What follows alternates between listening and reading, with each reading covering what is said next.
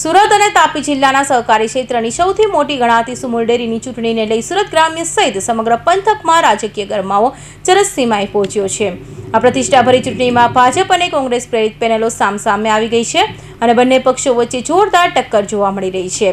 ડેરીના શાસન ધુરા સંભાળવા માટે બંને પેનલો દ્વારા એડીચોટીનું જોર લગાવવામાં આવી રહ્યું છે, જેને કારણે સહકારી રાજકારણમાં ભારે ઉત્તેજના વ્યાપી ગઈ છે। આ ચૂંટણી પ્રક્રિયા અને પ્રચારની વચ્ચે 84 વિધાનસભા મત વિસ્તારના ભાજપના ધારાસભ્ય સંદીપ દેસાઈએ એક મહત્વનું નિવેદન આપ્યું છે। તેમણે દાવો કર્યો છે કે ચૂંટણી પ્રચાર દરમિયાન ભાજપ સમર્થિત ઉમેદવારો પાયાના સ્તરેથી વ્યાપક જનસમર્થન સાંપડી રહ્યું છે। સુરત ગ્રામ્ય અને તાપી જિલ્લાના ખેડૂતો તેમજ પશુપાલકો, દૂધ ઉત્પાદકો ભાજપની નીતિઓ અને સરકારી ક્ષેત્રે કરેલા કાર્યોથી સંતુષ્ટ છે, જેનો સીધો લાભ પક્ષ પ્રેરિત પેનલને મળી રહ્યો છે।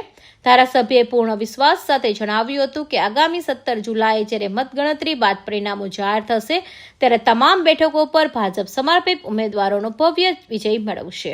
સુમુલ ડેરીની સામાન્ય ચૂંટણી આજે યોજાઈ રહી છે। કુલ 7 બેઠકો બિનહરીફ છે, 9 બેઠકો પર ચૂંટણી છે। સુરત જિલ્લાની 4 બેઠકો, તાપી જિલ્લાની 5 બેઠકો, એમ કરીને 9 બેઠકો ભારતીય જનતા પાર્ટીનો ભગવો લહેરાવાનો છે। તમે જે પ્રમાણે વાત કરો છો કે 10 બેઠક મેળવી એ કઈ રીતે?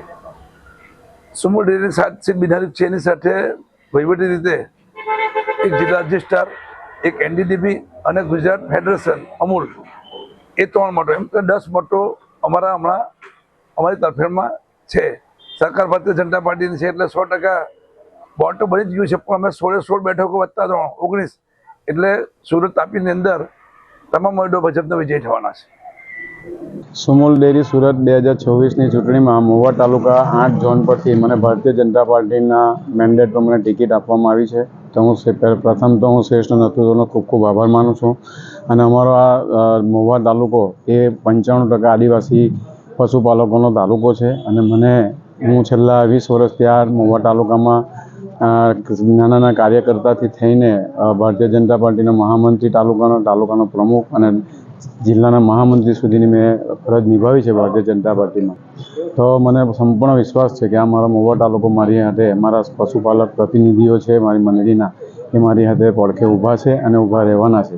અને મેં આ સુમુલના અને મહુવા તાલુકાના વિકાસ અને નો વિકાસ થાય અને મહુવા તાલુકાની સૌ મંડળીઓ સશક્ત બને એના માટે મેં ઉમેદવારી નોંધાવી છે અને અમારા 65 મત છે કુલ, તેમાંથી 40 થી 45 મત અમને મળવાના છે અને અમે વિજય પ્રાપ્ત કરીશું। જોકે રાજકીય વિશ્લેષકોના મત આધારે ધારાસભ્યોએ આ દાવો હાલ પૂરતો એક રાજકીય આકલન છે। સુમુલ ડેરીના સભાસદો અને મતદારો કોના પક્ષમાં મતદાન કરે છે અને સત્તાનું સુકાન કોના હાથમાં સોંપે છે તેનો અંતિમ અને સ્પષ્ટ નિર્ણય તો 17 જુલાઈએ મતગણતરીના આંકડા સામે આવ્યા બાદ જ ખબર પડશે। ત્યાં સુધી બંને છાવણીઓમાં ભારે ઉત્સુકતાનો માહોલ રહેશે। Suresh Rathod, Hind TV news, Bardoli.